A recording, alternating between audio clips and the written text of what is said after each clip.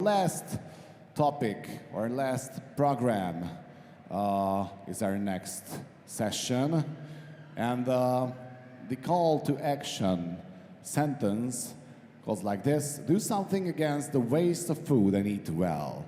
And the guests who will have the conversation about this topic is Virág Bélavári, Ambrus Pethes, és Bence Zwecker. So these are the young folks, the young titans, who actually started the Hungarian company called Munch. Enjoy.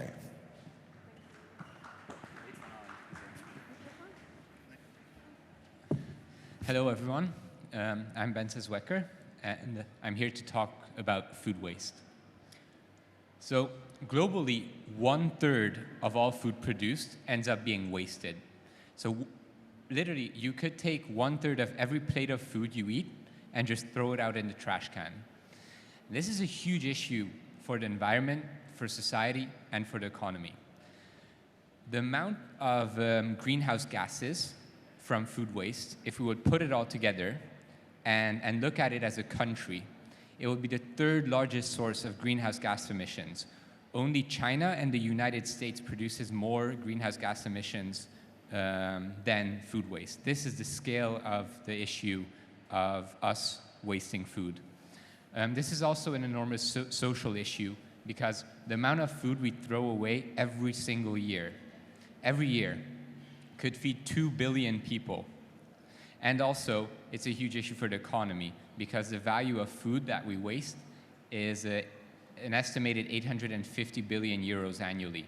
And that's a cost to businesses and the cost to well, really the global economy. And well, at Munch, we're fighting to reduce food waste, but we'll talk about that in a bit. So, but let's look at where this food waste actually comes from.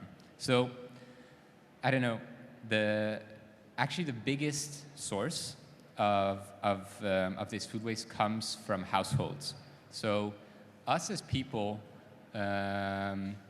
close to an estimated 50–60% of food waste comes from our fridges, from us not actually managing our fridges well, leaving the tomato there a week longer than we should, buying too much stuff that we don't actually need.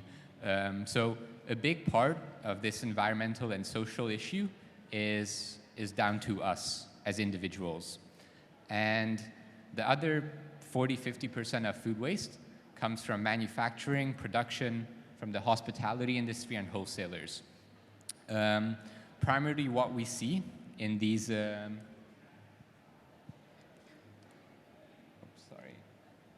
in these places is often, of course, we have near expiry products. So especially with let's say, manufacturers, when they produce something, once it falls within a couple months of the expiry, usually 2, 3, 4, 5 months, depends on what kind of product, they can no longer sell it to retailers because retailers no longer take that food from that point because they just don't take the risk of taking a near expiry product and selling it.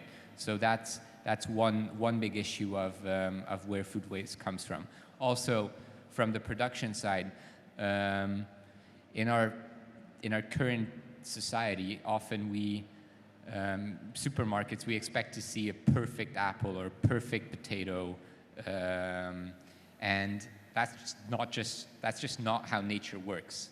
Not every cucumber has the exact same shape. Not every apple is perfectly round, and sadly, because of this, a lot of vegetables and fruits either get thrown away after they get picked because retailers don't buy it, or are not even picked in the first place.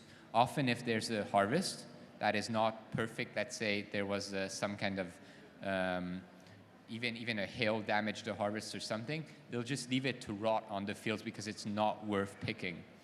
And furthermore, of course, there's the issue of overproduction and seasonal products, which is just really how our world works.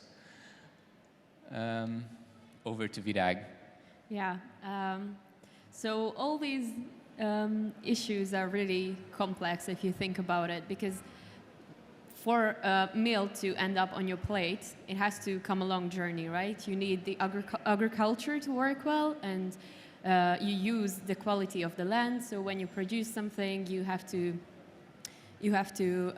revisit that land and make sure that it can grow other foods after.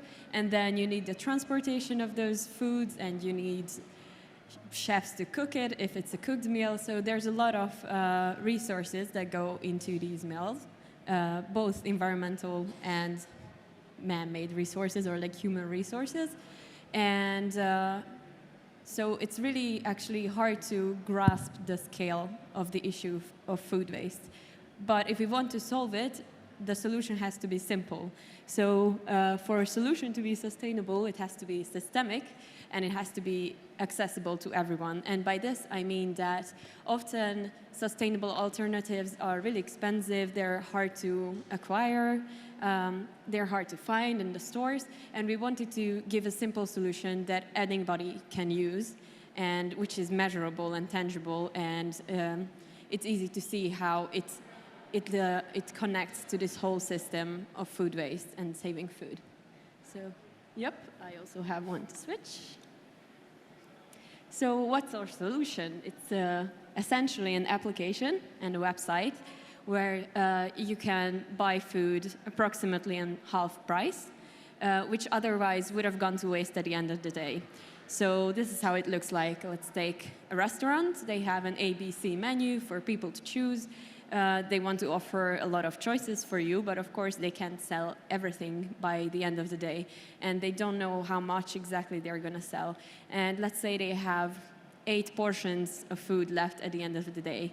It's really hard to do anything with that, really, because it's not like a big portion of food that an NGO can just come and pick up and give it to charity, let's say. So what do you do with these small portions of food?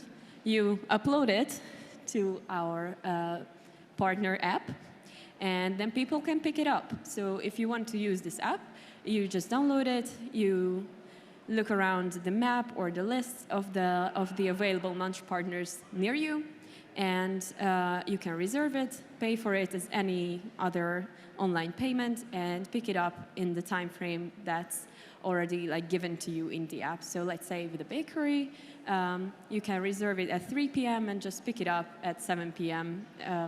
For a dinner.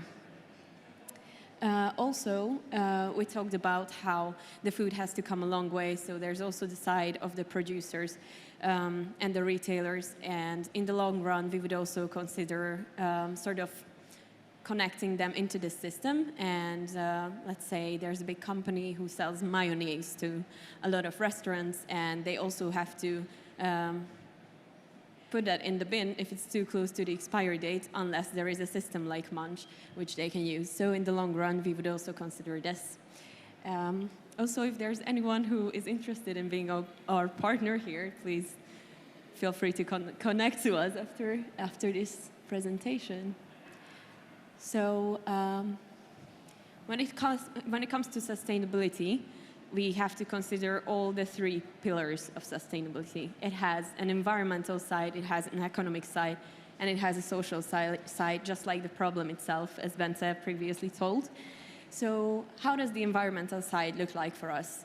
Basically, every meal or every surprise package that you get on Munch would have otherwise gone to the trash, and some person would have bought some other food for themselves. So essentially, we're saving a meal from being wasted, and we have saved 60,000 meals already through Munch, which means we have saved the environment about 165 tons of greenhouse gases. And you might wonder, what does this mean? How do we save these greenhouse gases? So essentially, what we do is that we calculate how much greenhouse gases are needed for the production of the meals that you can buy on Munch. And yeah, this is the amount that otherwise would have gone to waste.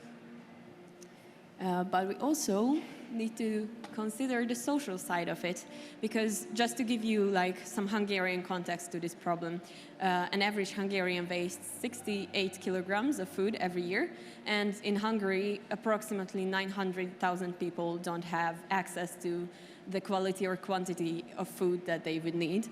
And that's just a really unjust situation. So we thought we should be able to get food to the people who need it the most. So we have tried a project last year where we provided food for a homeless shelter. Approximately 1,500 meals were distributed, and then we started an even bigger project with the Hungarian Food Bank Association, and we started testing this already. And here the concept is that we should make this process really easy and connect with people in need who can just either pick it up, the meal for themselves, or have it delivered by volunteers, and they can get it for free. And here what I think is very important is that right now, when we think about food banks or really ways that so-called saving food and donating to charity works, it usually involves volunteers having to go pick up the food, or some association picking up the food and then redistributing it. And really, what we're trying to create here is a solution where the volunteer part is not needed, and where we can directly connect the people in need with the food waste, and therefore create a lot more scalable solution that really can be scaled globally to be able to get this surplus food directly to the people in need, well, through the regular Munch concept, also incentivizing the hospitality industry to join us as they have a clear financial side of why they would join Munch. Yeah, so basically there's two sides of this charity project. We call it Munch Charity. Basically you have the distribution side, is like, who do you give it to? But you also have the other side, like who gives it? And in the long run, we would like to really encourage our users to invite others for a meal. And for a while, when we tested it, it really worked, and it was amazing to see how people wanted to support others and invite them for a meal. So in the long run, our plan is really to make this very simple, very easy, with very little logistics, and just make it a standard process, really. And then, of course, this has to work out financially for every party that takes place in this transaction. So there is the side of the restaurants. It's pretty obvious that they have to pay for everything they produce and they are selling. So it's a loss for them if they have to throw anything to the bin at the end of the day. So it's of course worth it for them. And we are now working with 300 plus partners in Hungary, and we also launched in Romania this summer. So they have been saving money and food through us so far. And also people save money when they use this app, because they can purchase food with 40 to 70% discount. So altogether, 36 million forints were saved using Munch by everyday people, regularly people. Just some of the partners we work with, we're working with Starbucks, with Unilever, those from Hungary, where we're working with CBA, Lipóti Pékség. So really, it's not just a small coffee shops joining us, but really what we see is that big chains, big brands also really want to contribute to building a more sustainable future, both socially and environmentally. Yeah, exactly. But how does it work exactly? Because Virág has already mentioned from part of the partners, but we have to mention from part of the users. So firstly, you have to download the application from App Store and Google Play, and after the registration, which is totally free, you have to you can choose from a lot of Munches, like more than 300 partners. And after that, after choosing your Munch, you will be able to pick up at the time which the partner had given in the application. So you can't go there at the morning, or at the evening, you should go there at the time which is given. And after the pickup, you can easily eat at home or with your friends. So it is totally easy and easy to use. Yeah, it's also worth to mention that we really want to think of everything sustainably related when we are thinking about Munch. So we also encourage our users to go with their own food boxes to pick up these foods, so we can avoid creating waste in the process more and more every day. And it's really nice to see that we have these Facebook groups for all the cities where we have Munch partners so far, and a lot of them like encourage each other to use their own boxes, and they can just see on each other's experiences that other people pay attention to this, so they learn from each other, and that's also really good it's to see. a very important thing that we work with a surprise package, so the customer don't know what will be in the package. So it can boost and help the people that they should buy the seasonal products or other products which is not their favorite, but they have to save that food, and you can try and eat like new food, which is important in order to combat against food waste. Yeah, and not always to go with your number one instinct of what you would eat, but really be a lot more flexible. And I think another very important part of the concept is that we only do pickup. And I think this has become especially important in the past year. I mean, we're only about a year old, so. But during COVID, what I think has become very important is we've grown so used to doing everything online. We do our shopping online. We order dinner online. I don't know, get our coffee delivered, which I think is just super weird. Sorry to anyone who orders their coffee online. But I feel like we've gotten disconnected with our neighborhoods, and we sort of lost sight of what it is like to live around real people, and we've been locked in to our homes, and we don't know our local baker, we don't know our local store.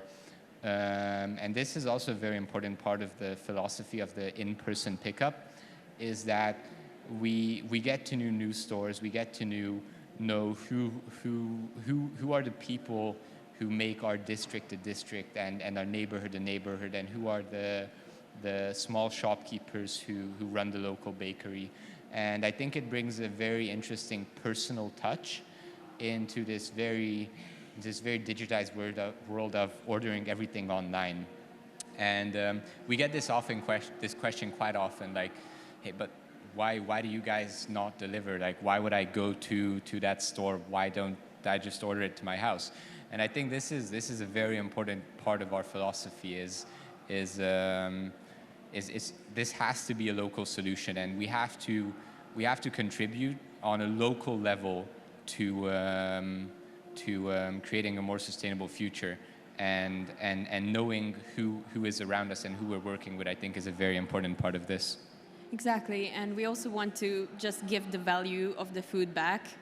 And one way, of course, to do this is just the fact that it's not going to the bin, but it's being eaten by somebody. But it's also, just like this whole experience that that you're gonna get a package of bakery products, but you don't really know what it is. And we found that a lot of our power users, or like the people who use Munch often, they really like this concept, and it's become like somewhat of a challenge, or like an adventure to reserve a Munch and go for it and pick it up and see what's in there. So I think that's also important, how people view food, and when they look at it, do they see what's behind it? Yeah, so this actually connects very well with what we do on a lot of our platforms. We have a blog, and we have a lot of social media platforms as well. So Bence mentioned in the beginning that a portion of all the food wasted comes from the retail section, and some of it comes from restaurants and bakeries and so on. But a lot of it actually comes from the households. and we don't know what to do with a lot of the foods that we have in our fridge and in our stores, cupboards, sorry. So we really try and give very, very practical advice and tips for the people who follow us, because we do really mean to combat food waste. So we found that people actually react to these very well. They save these posts, and sometimes they reshare it, that they tried some of our recipes. And it's really step by step that we can combat food waste, especially in the households. So at this point, there are not many people right now in the audience, but if you would be down, we are very curious. If you have any practices like this, what do you do at home? What do you do with the half vegetables that you find in your fridge, or like the dry bread? So yeah, if you have any ideas about this, we're happy to hear. Maybe in online there are some comments. Yeah, maybe online there are some comments. Can we see the comments? I think we can go with some tips that we do. All right, okay, no pressure then. So as you can see, there are a couple behind my back, but every month, for example, we share what the seasonal fruits and veggies are. And I don't know if you know why seasonal eating is important, or why it can be a way to a more environmental friendly and environmental conscious diet. But basically, if you eat local and if you eat seasonal, then you are excluding the greenhouse gas emissions which are caused by the transportation. And for example, if you want to eat tomatoes in the winter, which are fresh, they either have to come from far away or they have to be produced in the greenhouses. And the production of tomatoes in the fields and in a heated greenhouse is actually like a whole different story. It results in a lot more greenhouse gas emission if it's produced in a greenhouse. Of course, it depends on the source of energy they are using as well, but it's just important to know where your food comes from. And the safest is to eat what's seasonal and what's local to you. But we also share a lot of stuff like these ones, like the banana peel bacon, and just a lot of storage tips to each of the vegetables that you might have at home. My personal favorite is we're experimenting with TikTok. I genuinely feel we are already too old for TikTok, but Virág is a big TikTok master, and our newest video is how to make chips out of potato peels, so the skin of the potato. And one of our team members actually tried it and said that it's very good. Yeah. I'm actually going to do that also. I'm very interested. Although I never eat potatoes, so. Well, and it's really interesting to see that how disruptive this one thing was, because you would think, okay, it's not that special. It's just potato peel, right? You eat it in mashed potatoes. You eat it a lot of ways. And we actually, Bence and I, both studied in the UK, and in the UK, it's very okay, it's a normal thing to eat potato peel chips, like they serve it in bars and pubs and everything. But when we posted it to a Hungarian audience, they were really shocked by it. They just didn't know that this is something to do. And of course, just because you use the peel of 3 potatoes and you bake them and you eat them, you're not gonna save the world. But if you do this with all the vegetable that you have at home, and you just change your mindset about how you think about the food that you have, that will actually make a difference. So it's easy to see, not easy, I mean, it's really impressive to see this growth that we can cause also in the minds of the people.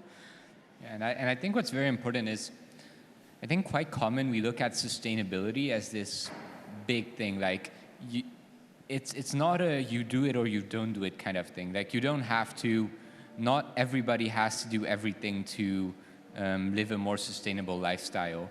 It's really small steps on an individual level that if all of us takes, then it won't be painful for everyone. Because I don't think we can expect everyone never to fly, never to eat meat, never to, consume non-seasonal products, never sit in a car, only use public transport.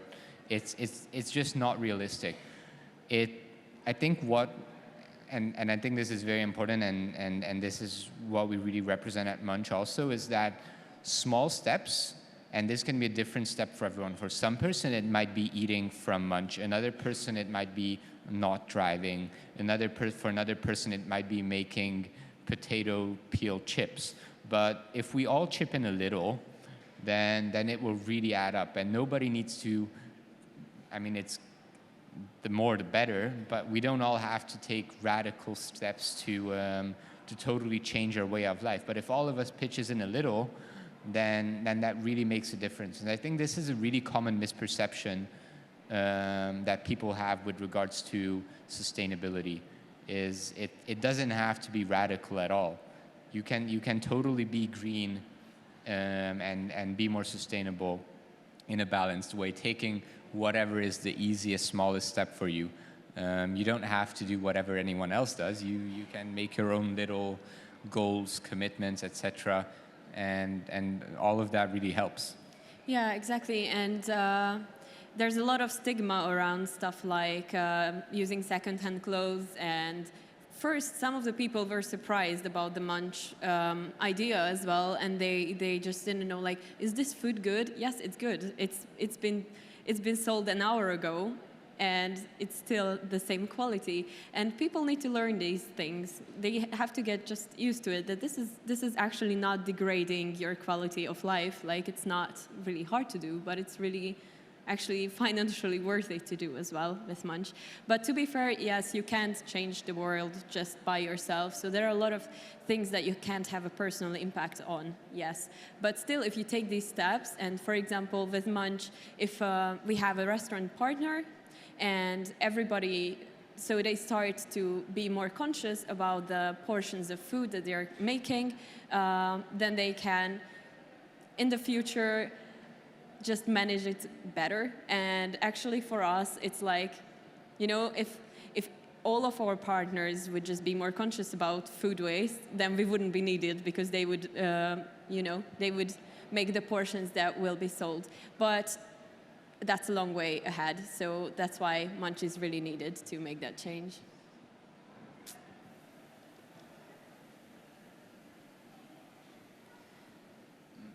I mean, just some quick numbers about where we are. So we started Munch roughly a year ago.